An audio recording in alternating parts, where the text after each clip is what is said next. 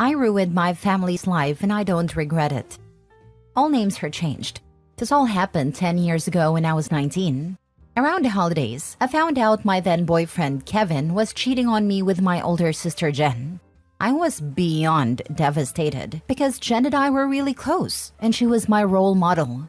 Not only that, but Kevin was honestly my first big love, so it was really crushing. Everything was made so much worse when my parents sided with Jen. She had always been a bit of the golden child, but my parents had never shown their favoritism to this extent. They kept telling me that these things happen, but family always forgives, and crap like that. It made me cry a lot, and I kept telling them that I couldn't forgive them. My dad told me to stop being so dramatic. My mom said I was a disappointment because she raised me better. Jen just said she was sorry, but she and Kevin really loved each other and they never meant to hurt me. I honestly just felt so alone and depressed and worthless. I was like a zombie for months. I mostly just slept and refused to talk to my sister. My parents kept telling me to move on because even if it hurt, Jen was still my sister and she was more important than some guy. Eventually, it was too much and I decided to end myself. I was so convinced that Kevin was the love of my life and I just couldn't get over how he betrayed me and how my family made me feel so alone and crazy.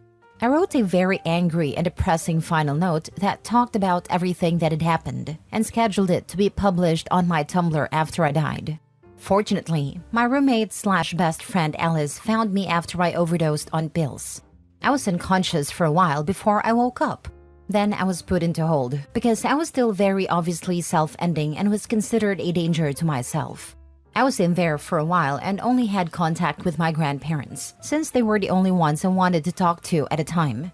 When I finally got to go home, it was my grandparents who picked me up and took me to their house. They are the reason why I'm still here right now, and I love them more than anything in the world. They put me in therapy, got my medication, and were with me the whole time. I never asked about my family and they never told me anything either. At the time, I just assumed they were mad at me for being dramatic. Then I got the real story from Alice a month later. Her then girlfriend had been angry on my behalf and shared my Tumblr post on her Facebook. She even tagged my parents, Jen, and Kevin and called them out. Her then girlfriend was also one of those people who had over 1,000 friends, so the post got shared, and my family and Kevin were attacked by family, friends, and strangers. It was a crap show. A lot of people called Jenny whore, and my parents heartless monsters. My mom was ostracized by her church. My dad's friends stopped talking to him. A lot of Jen's friends were disgusted by her behavior and ditched her. Kevin got backlash too because he lied to his super religious family that we had broken up amicably and said God guided him to Jen. My grandparents told my mom, their daughter, that she was dead to them for how much she and my family hurt me. They were the ones that forced my parents and Jen to back off and leave me alone and to never contact me until I reached out to them. But I never did because they were dead to me too. Jen and Kevin ended up breaking up after his parents sent him away to find Jesus again. I have no idea what became of him. Jen had to move to get away from everyone calling her a whore. I haven't spoken or even seen her in 10 years. Last I heard, she's got 3 kids from 2 different men and she's not with either of them. My parents became social outcasts and are now just homebodies.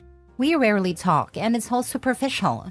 They missed my birthdays, my graduation, my engagement, and even my wedding. They won't be part of my child's life either. I know it hurts them. I tell people around me that I don't care about them or their feelings, which is true to an extent. But in reality, I'm glad. I'm glad they're hurting and suffering. I'm glad their lives suck and they're all unhappy.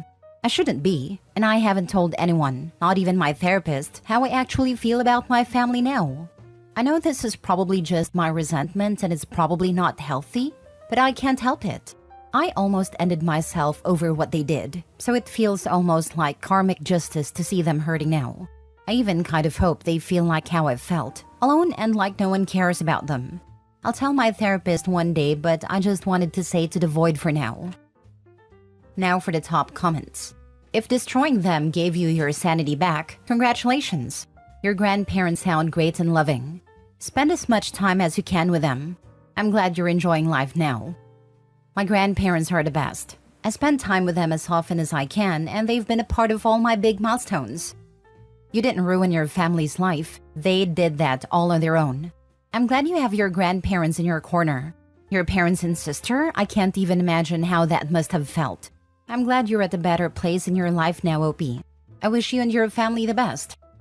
My grandparents have always been on my side. I'm lucky to have them. Sometimes, in regards to my immediate family, I want to ask if it was worth it. But thank you. I am happier now than I've ever been.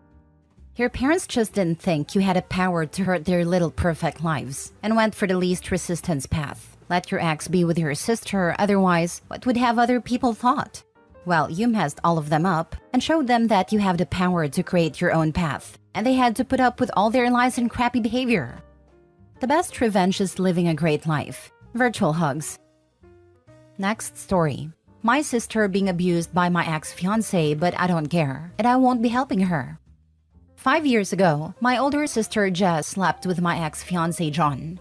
It was one of those I've loved him for years situations for Jess, or so she claimed back then, so she took her shot to get with him, even as the mistress he hides away.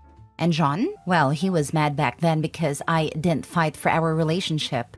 Suffice to say that when I found out they were screwing around, I mentally thought, wow, these people are pathetic.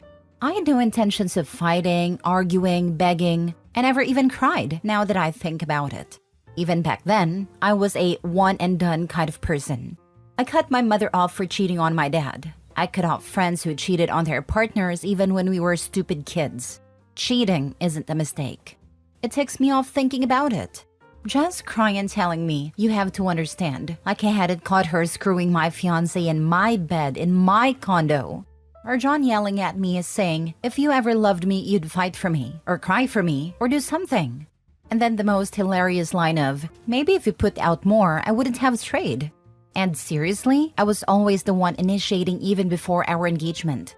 And I had stopped bothering because he claimed his libido was lower than mine. I know for a fact that I'm a good lay, he just never wanted to put any effort in.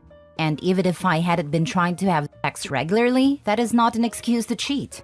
I tossed them out, packed up my crap, canceled everything but the honeymoon, and got refunds. I sent John's family their 25% contribution and security footage of John screwing my sister in the living room. It went back to the day he moved in, and the idiot probably forgot I had security cameras inside. And that was beyond petty, but despite how much his family loved me, I also knew that his doting father and grandmother would never believe John was capable of cheating on me without some kind of proof. I didn't need them harassing my family like they did others for lying about their family. I had also evicted John and then had an agent sell my condo while I turned my would-be honeymoon into a solo thank duck I'm free trip. And when I came back, I moved. Again, one and done kind of girl. Cheaters, liars, betrayers, and perverse jerks do not deserve forgiveness nor second chances. I learned that with my parents' situation. You give a second chance, they'll do it over and over again. Then scream, you said you forgave me. And I can't help it, it meant nothing, while victimizing themselves. It took my dad years to stop forgiving my mother, but I will never make that mistake.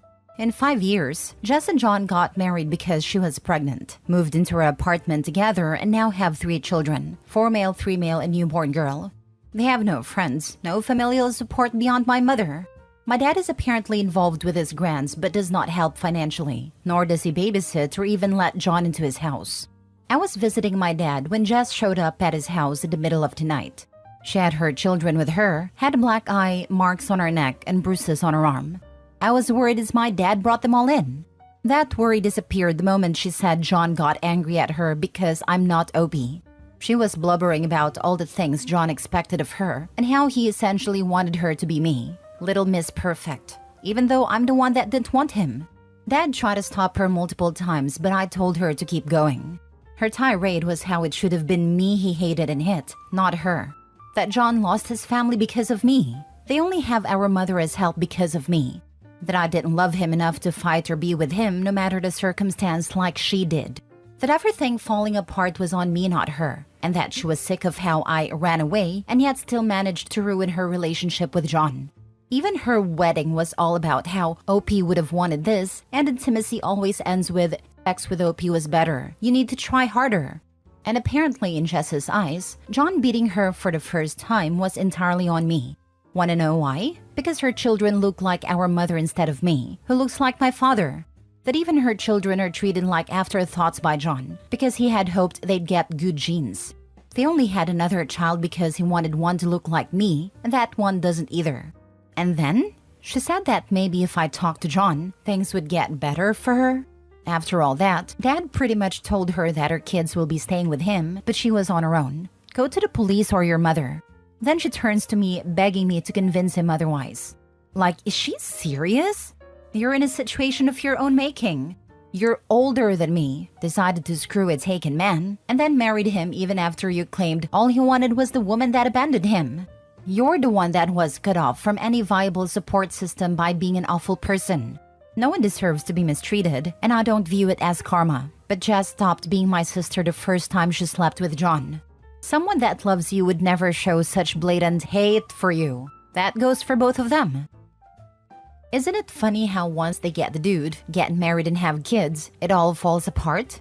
A relationship that starts as an affair is never truly healthy. They might stay together, but it is rarely a soulmate situation. By the way, if John was so into you, why didn't he fight for the relationship? Bystanders, at least back then, begging and arguing is how you fight for a relationship. He spent about 3 months doing and saying whatever to anyone dumb enough to listen, trying to get messages to me. And honestly, he got a lot of people cut off by me in the process. So beyond that, best way to keep a relationship is to not screw your partner over or just break up with them. At least you can be cordial afterwards. I'd say that she wanted him and she got him. Congratulations. What a prize. Nope, it's not your mess to clean up. Exactly. She made her bed. Now she has to lie in it. Not your responsibility. Last story. I told on my mom's married boyfriend and ruined my life. My mother started having an affair with a married man, Bruce, over 10 years ago. My dad left her over it, but she stayed with Bruce with the promise of him divorcing his wife soon. Spoiler alert, it didn't happen. After 10 plus years of knowing my mother was the other woman, and after stalking Bruce's wife's socials, I couldn't take it anymore. He's a creepy man that no one in my family can stand, including my 3 other siblings. We've been tasked all these years to keep her dirty secret and treat Bruce as if he's not an adulterer. I took one for the team and sent some anonymous emails out to some contacts I found through social media. Bruce's wife responded to me and asked to speak, as she had no idea any of this was going on, which I highly suspected despite Bruce's lies all these years, so I sat down and phoned her. We talked for almost 3 hours.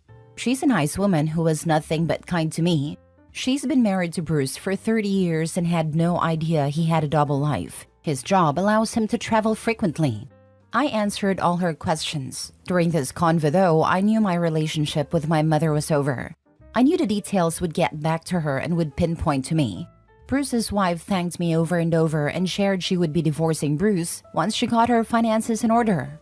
It was a very emotional conversation, and I'll never forget the sound of her cries as I told her all the details. The next day, I was completely cut off from my mother. I had no way of contacting her, and shortly after that, the harassment of members of my family came flooding in. Messages of disgust towards me and support towards my mother.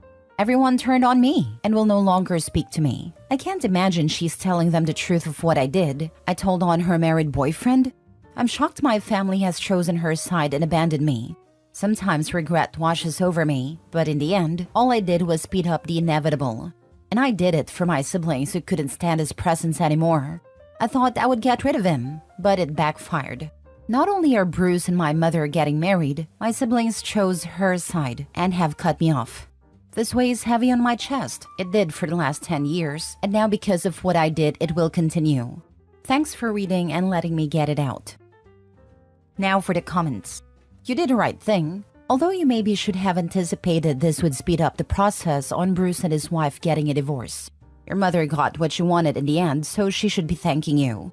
For the best, though, she broke up your family by her selfish actions and chose a crappy man over her kids. You probably would have ended up going no contact with her anyways.